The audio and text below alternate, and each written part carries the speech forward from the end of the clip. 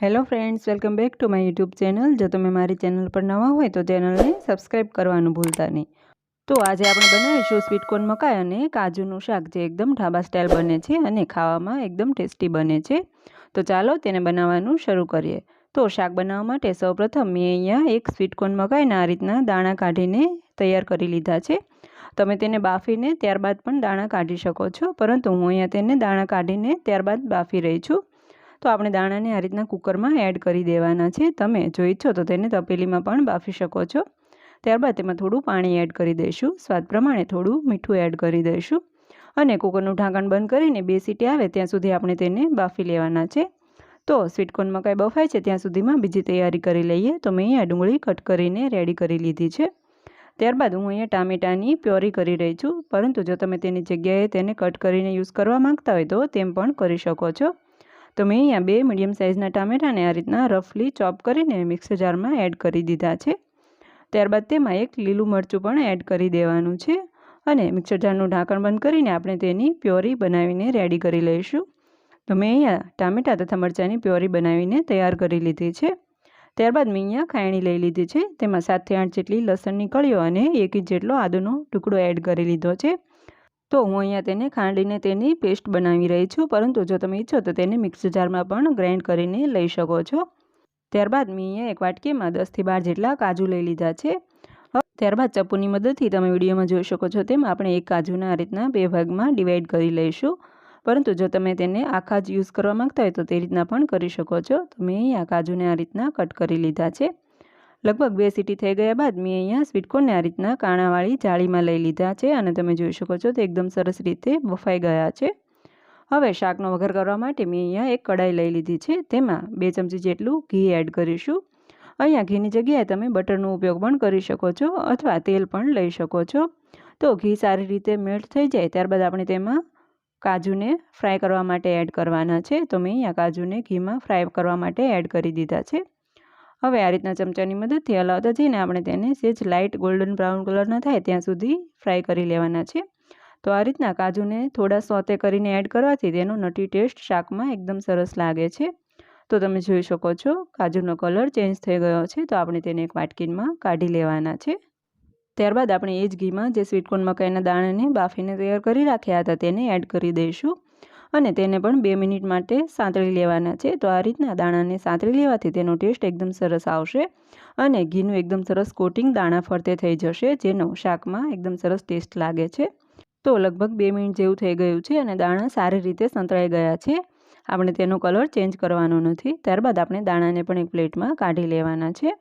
હવે આપણે સેમ કડાઈમાં શાક બનાવી લઈશું। તો તેના માટે મેં અહીંયા કડાઈમાં લગભગ 2.5 ચમચા જેટલું તેલ ગરમ થવા માટે મૂક્યું છે। મેં આ તેલનું પ્રમાણ થોડું વધારે રાખ્યું છે, પરંતુ જો તમને ઓછું પસંદ હોય તો ઓછું પણ લઈ શકો છો। તેલ ગરમ થાય એટલે તેમાં 1/2 ચમચી જેટલું જીરું એડ કરીશું અને તેને સારી રીતે સંતળાવા દઈશું। ત્યારબાદ તેમાં લસણ તથા આદુની પેસ્ટ એડ કરી દઈશું અને તેને એક વખત સારી રીતે મિક્સ કરી લઈશું। હવે આપણે જે ડુંગળી કટ કરીને રેડી કરી રાખી હતી તેને પણ એડ કરી દેવાની છે અને તેને સારી રીતે મિક્સ કરી લેવાની છે। મેં આગળ પણ જણાવ્યું તેમ તમે ડુંગળીને તેની ગ્રેવી બનાવીને પણ યુઝ કરી શકો છો।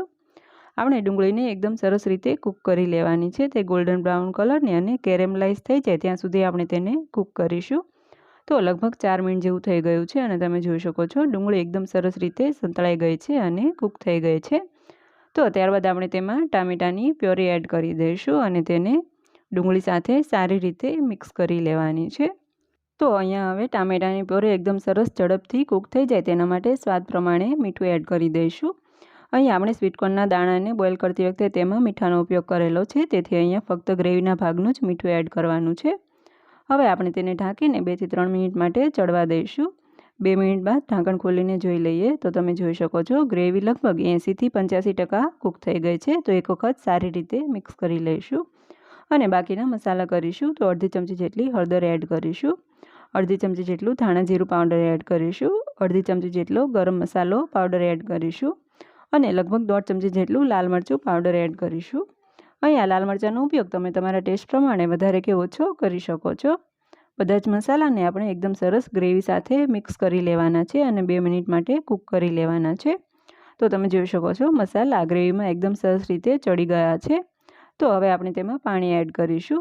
મેં અહીંયા મિક્સર જારમાં પ્યોરી બનાવી હતી, તેમાંથી જ પાણી એડ કરીને ગ્રેવીમાં એડ કર્યું છે અને સારી રીતે મિક્સ કરી લઈશું. તો હવે આપણે તેને ઢાંકીને 3 થી 4 મિનિટ માટે ફરીથી કૂક થવા દઈશું, જ્યાં સુધી તેમાંથી તેલ છૂટું ના પડે. તો લગભગ 3-1 મિનિટ જેવો સમય થઈ ગયો છે. ઢાંકણ ખોલીને જોઈ લઈએ તો તમે જોઈ શકો છો તેલ એકદમ સરસ ગ્રેવીમાંથી છૂટું પડી ગયું છે. તો એક વખત ચમચાની મદદથી તેને સારી રીતે મિક્સ કરી લેવાનું છે. તો હવે આપણે તેમાં જે સ્વીટકોર્નને તૈયાર કરી રાખ્યા હતા તેને એડ કરી દઈશું અને ગ્રેવી સાથે સારી રીતે મિક્સ કરી લેવાના છે. તમે સ્વીટકોર્નને ઘીમાં સાંતળ્યા વગર ફક્ત બાફીને પણ એડ કરી શકો છો, પરંતુ તેને ઘીમાં સાંતળવાથી તેનો ટેસ્ટ એકદમ સરસ અને અલગ જ આવશે. હવે આપણે જે કાજુને સાંતળીને તૈયાર કરી રાખ્યા હતા તેને પણ એડ કરી દઈશું અને તેને પણ શાકમાં સારી રીતે મિક્સ કરી લેવાના છે. આપણે કાજુ કરીમાં ફક્ત કાજુનો ઉપયોગ કરીને શાક બનાવતા હોઈએ છીએ અને સ્વીટકોર્ન મકાઈના શાકમાં ફક્ત દાણાનો ઉપયોગ કરતા હોઈએ છીએ, પરંતુ આ બંનેને આ રીતના મિક્સ કરીને એક વખત સબ્જી બનાવશો તો તે એકદમ સરસ ટેસ્ટી બને છે અને તમે ઢાબાના બધા શાકને પણ ભૂલી જશો. તો અહીંયા શાક સારી રીતે મિક્સ થઈ ગયું છે. તો હવે તેને લીલા ધાણાથી ગાર્નિશ કરી લઈશું અને એક વખત સારી રીતે મિક્સ કરી લઈશું. તો હું અહીંયા શાકને એક પ્લેટમાં કાઢી લઉં છું. તમે આ શાકને ગરમા ગરમ પરોઠા સાથે સર્વ કરી શકો છો તથા રોટલી સાથે પણ આ શાક એકદમ સરસ ટેસ્ટી લાગે છે. તો મેં અહીંયા શાકને એક પ્લેટમાં કાઢી લીધું છે અને છેલ્લે હવે તેમાં ગાર્નિશિંગ માટે મેં જે કાજુ ફ્રાય કર્યા હતા તેમાંથી 4 થી 5 જેટલા કાજુને સાઈડમાં કાઢી લીધા હતા. તેને ઉપરથી આ રીતના ગાર્નિશ કરી લઈશું. તો તૈયાર છે એકદમ ટેસ્ટી અને મસાલેદાર ઢાબાના શાકને પણ ભૂલાવી દે તેવું સ્વીટકોર્ન મકાઈ અને કાજુનું શાક. તો એક વખત બનાવીને જરૂરથી ટ્રાય કરજો. તમને મારી રેસીપી કેવી લાગી તે કમેન્ટ બોક્સમાં જરૂરથી જણાવજો. તેમજ જો મારા વિડીયો પસંદ આવતા હોય તો વિડીયોને લાઇક કરો, શેર કરો, કમેન્ટ કરો અને મારી ચેનલ કાજલ્સ કુકિંગને સબસ્ક્રાઈબ કરવાનું ભૂલતા નહીં. સાથે સાથે ઇન્સ્ટાગ્રામ પર પણ ફોલો કરો. Thank you.